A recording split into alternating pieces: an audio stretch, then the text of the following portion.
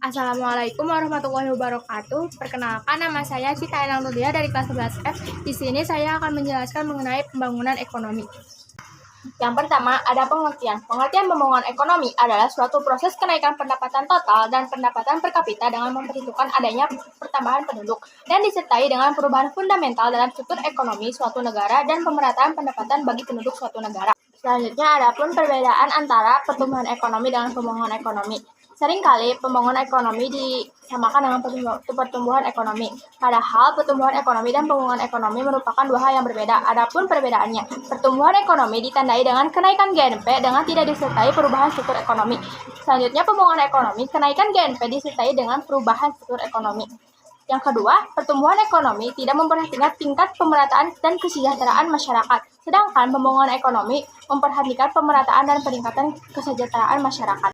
Selanjutnya, adapun indikator pembangunan ekonomi. Terdapat 6 indikator dalam pembangunan ekonomi. Yang pertama, ada terjadinya peningkatan pendapatan nasional. Yang kedua, terjadinya peningkatan produk nasional atau PNB. Yang ketiga, ada terbukanya kesempatan kerja. Yang keempat, ada perekonomian stabil. Yang kelima, surplus neraca pembayaran luar negeri. Dan yang terakhir, ada distribusi pendapatan yang merata. Setelah indikator pembangunan ekonomi, selanjutnya ada tahapan pembangunan ekonomi. Dalam pembangunan ekonomi ada 3 tahap. Yang pertama adalah tahap pertanian atau tahap agraris. Pada tahap ini sebagian besar penduduk bekerja di bidang pertanian. Yang kedua ada tahap manufaktur atau tahap industri. Pada tahap ini sebagian besar penduduk bekerja di bidang industri. Dan yang terakhir ada tahap ketiga adalah bidang jasa. Pada tahap ini terjadi perpindahan tenaga kerja ke sektor jasa. Seringkali pembangunan ekonomi menimbulkan masalah. Adapun masalah-masalah dalam pembangunan ekonomi, yang pertama adalah kemiskinan.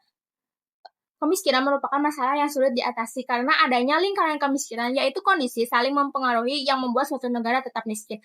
Lingkaran ini menyebabkan pembangunan sulit mencapai tingkat yang lebih tinggi. Dan yang kedua ada pengangguran. Mengurangi tingkat kemakmuran karena pendapatan dari masyarakat menjadi lebih rendah daripada pendapatan potensialnya.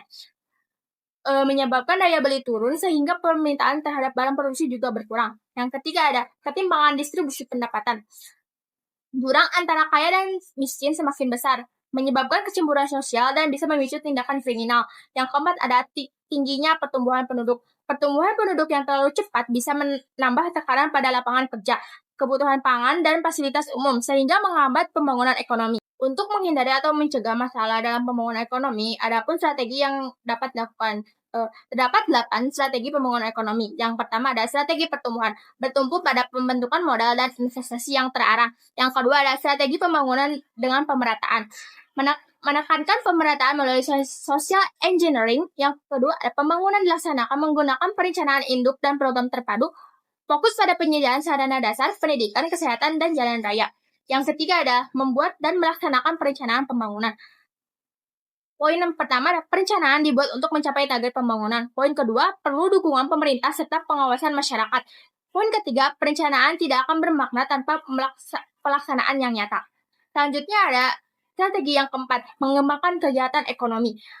Poin pertama, fokus pada sektor pertanian melalui penggunaan bibit unggul dan teknologi modern. Poin kedua, pemerintah berperan memberi sosialisasi, bantuan, dan subsidi. Yang ketiga ada pemodalan dapat teratasi jika pendidikan meningkat dan investasi berjalan. Yang terakhir yang kita akan bahas adalah Sistem Perencanaan Pembangunan Nasional atau SPPN. Sistem Perencanaan Pembangunan Nasional adalah mekanisme perencanaan pembangunan yang menghasilkan rencana jangka panjang, jangka menengah, dan tahunan. Berlaku sejak 2005 sebagai pengganti GBHN. Sistem ini diterapkan di tingkat pusat dan daerah.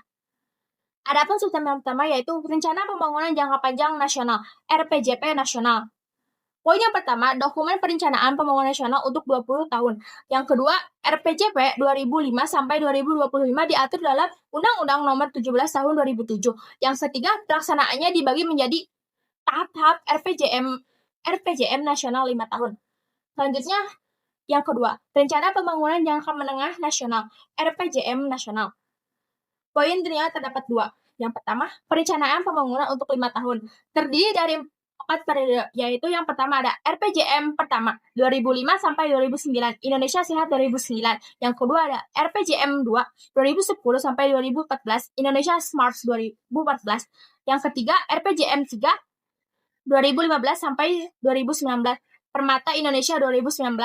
Dan yang keempat adalah RPJM 4 2020 sampai 2024 dijabarkan menjadi rencana kerja pemerintah RKP setiap tahun. Rencana pembangunan yang ketiga adalah Rencana Kerja Pemerintah atau RKP. Rencana Pembangunan Tahun Nasional memuat yang pertama, prioritas pembangunan nasional, yang kedua, kerangka ekonomi makro dan arah kebijakan fiskal, yang ketiga, program kementerian atau lembaga dan pendanaan indikatif, yang keempat, menjadi pedoman penyusunan APBN. Selanjutnya ada rencana yang keempat, yaitu Rencana Pembangunan Jangka Panjang Daerah atau RPJP Daerah, yaitu memuat perencanaan pembangunan daerah untuk 20 tahun. Yang kedua, membuat visi, misi, dan arah pembangunan daerah. Yang ketiga, disusun mengacu pada RPJP nasional. Dan yang terakhir adalah Rencana Pembangunan Jangka Menengah Daerah atau RPJM Daerah. Yang pertama ada dokumen pembangunan daerah untuk 5 tahun. Yang kedua, merupakan penjabaran visi, misi, dan program kepala daerah. Yang ketiga, disusun berpedoman pada RPJP daerah dan memperhatikan RPJM nasional. Sekian dari saya, semoga video dari saya ini bermanfaat. Wassalamualaikum warahmatullahi wabarakatuh.